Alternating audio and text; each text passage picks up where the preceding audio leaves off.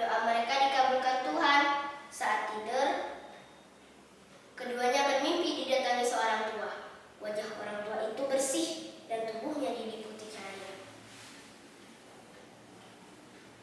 Anak muda, penyakit yang diderita oleh orang tua kalian hanya bisa disembuhkan dengan meminum perasan penalu. Penalu itu terdapat di pohon kayu putih yang tumbuh di rimba sebelah timur kampung ini. Hanya kalian berdua yang bisa mengambil penalu itu. Keduanya terbangun dari tidurnya. Tak lama kemudian, waktu subuh pun masuk. Seusai sholat subuh, keduanya bercerita tentang mimpi yang baru saja mereka alami. Ternyata, mereka mengalami mimpi yang sama. Kita harus segera mencari obat itu, Kata Buyung. Ya, agar ayah dan ibu cepat sembuh, Kata Kambang. Pagi itu juga, keduanya segera menyiapkan segala sesuatunya untuk melakukan perjalanan. Setelah persiapan cukup, keduanya menghadap Datuk Tanjung. Tak mungkin hanya kalian saja yang berangkat. Saya akan ikut bersama kalian. Kata Datuk Tanjung. Terima kasih Pak Datuk. Tapi kalau Mama pergi, siapa yang akan menjaga ayah dan ibu? Kata Kambang. Akhirnya, Datuk Tanjung mengizinkan Buyung dan Kambang berangkat untuk mencari obat. Kambang dan Buyung memulai perjalanan mereka melalui hutan yang penuh onak dan duri. Hingga hari kedua perjalanan mereka. Karena sudah terlalu letih, keduanya pun tertidur di hutan.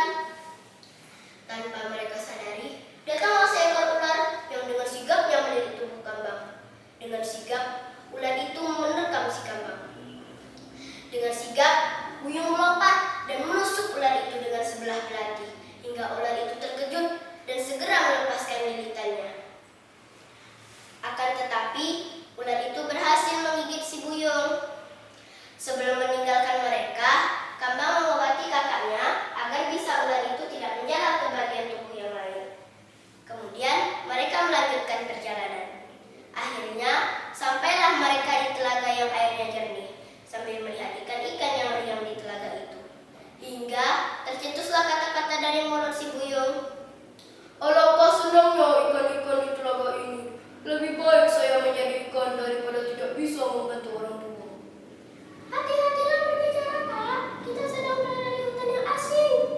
Aku bersungguh-sungguh bersedia menjadi ikan, asalkan ayah dan ibu sembuh. Jika Kakak menjadi ikan, saya pun ikut, Kak. Supaya penyakit orang tua kita sembuh lebih cepat. Kata Kambang menimpali. Begitu Buyung dan Kambang selesai mengucapkan janji tersebut, menggelegarlah suara petir yang mengguncang seisi hutan. Kemudian turunlah hujan dengan sangat deras. Sebuah keajaiban pun terjadi. Perlahan-lahan tubuh Buyung dan Kambang berubah menjadi seekor ikan. Sedangkan di rumahnya Pak Malin dan Munoganto, mereka merasakan perubahan pada tubuh mereka. Tidak lagi terasa lemah dan sakit.